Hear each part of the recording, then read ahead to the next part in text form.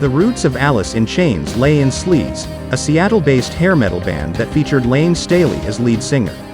Sleze switched their name to Alice in Chains in 1986, roughly a year prior to Staley's introduction to Cantrell at a party at the rehearsal space called the Music Bank. The pair became friends and Staley invited Cantrell to crash with him at his rented unit at the Music Bank. Shortly afterward, Alice in Chains broke up, as did Cantrell's band Diamond Live. Cantrell began auditioning players for a new band, recruiting drummer Sean Kinney and bassist Mike Starr, but he still needed a vocalist and held out hope for Staley to join. At the time, Staley was singing in a funk band that also happened to need a guitarist, so Cantrell agreed to play on the condition his friend would join the fledgling group. Not long afterward, the funk band folded and this quartet gelled under the name Alice in Chains. Alice in Chains started to gig regularly in the Seattle area, often sharing bills with Mother Love Bone, earning the attention of promoter Randy Hauser, who bankrolled the demo. Dubbed the Treehouse Tapes, the demo earned the attention of Soundgarden managers Kelly Curtis and Susan Silver, who passed it along to Columbia. The label signed Alice in Chains in 1989 and made them a priority, ushering the band into the studio with producer David Jerden, who had recently worked with Jane's Addiction. Early in 1990, the label released the promo-only We Die Young EP with their eye on heavy metal audiences, and its title track became a hit on rock radio, setting the stage for the August release of the group's debut Facelift, which was quickly followed by a tour opening for Iggy Pop. Man in the Box became the album's second single in January 1991, and once its video entered heavy MTV rotation, Facelift took off. The album entered the Billboard charts in April 1991. Van Halen requested Alice in Chains as a tour opener in August, and in September the album earned its first gold certification. It would later earn 2 platinum certifications. As Facelift's momentum grew, Alice in Chains kept busy behind the scenes, working on material for a second album and recording an acoustic EP called Sap. One of the first all-acoustic records from an alternative rock band, Sap was released in February 1992. Alice in Chains also filmed a cameo in Singles, Cameron Crowe's romantic comedy celebrating Seattle's vibrant underground scene of the early 90s. By the time the film's soundtrack appeared in June 1992, the Seattle scene had exploded nationally thanks to the unexpected success of Nirvana's second album Nevermind, and Alice in Chains were in the thick of it.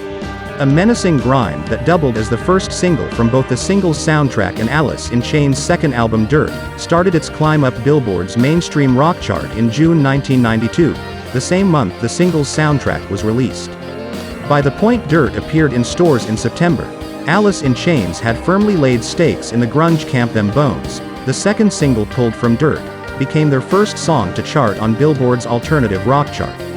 Arriving at the peak of 1992's grunge explosion, the dark and gloomy Dirt made Alice in Chains' career.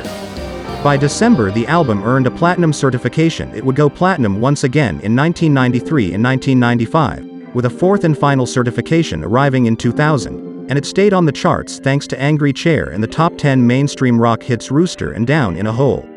Despite their success, Alice in Chains were in turmoil behind the scenes.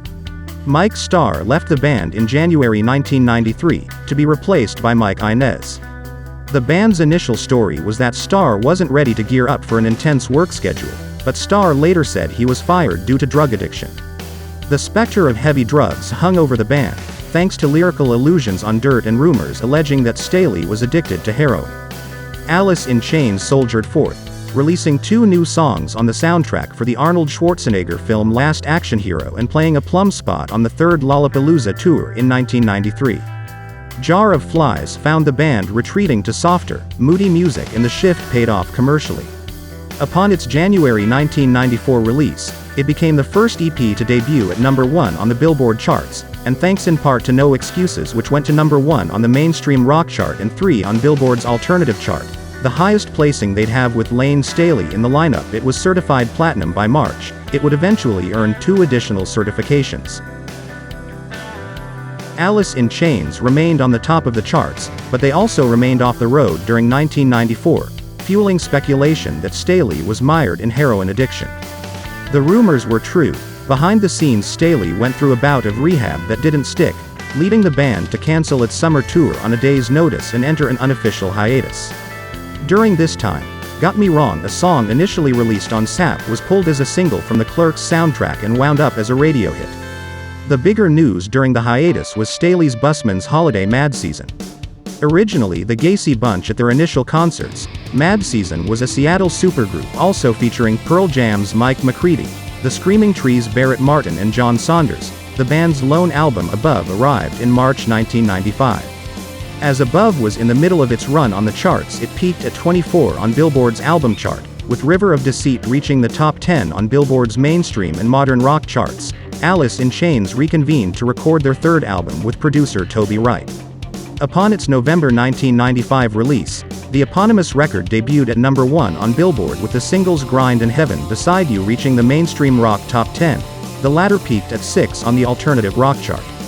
Once again, Alice in Chains were loath to tour. Instead, they recorded a concert, their first in nearly 3 years, for MTV Unplugged on April 10, 1996. By the time the show was released as an album on July 30th, Alice in Chains' return to the stage was already thwarted. After 4 supporting dates for Kiss, Staley was found unresponsive after a heroin overdose on July 3, 1996, following a show in Kansas City, Missouri. Staley recovered from his OD, but the band struggled as he battled his addiction. Following the death of his former fiancée Demra Parrott in October 1996, Staley secluded himself from the public, leading Jerry Cantrell to write and record a solo album called Boggy Depot. Mike Inez and Sean Kinney both appeared on Cantrell's solo effort. Alice in Chains completed 2 new songs, including the top 10 mainstream rock hit Get Born Again, for the 1998 box set Music Bank. The box was the first of a series of archival releases in the next 3 years. Nothing Safe. The best of the box showed up in 1999, followed by the concert compilation Live in 2000 and Greatest Hits in 2001. All the members of Alice in Chains busied themselves during this extended hiatus. Sean Kinney and Mike Inez appeared in Spies for Darwin. Inez gigged with Zakk Wylde's Black Label Society during his downtime, and Cantrell worked on a second solo album. Degradation Trip, the guitarist's sophomore record, appeared in June 2002, 2 months after Staley was found dead from a drug overdose at his Seattle condo. Alice in Chains parted ways after Staley's death, with Inez becoming a member of Heart and Cantrell collaborating with a number of hard rock and metal acts including Heart and Ozzy Osbourne. Sony released Alice in Chains from their record contract in 2004, and the next year the group reunited to play a benefit concert for the South Asia tsunami disaster of 2004.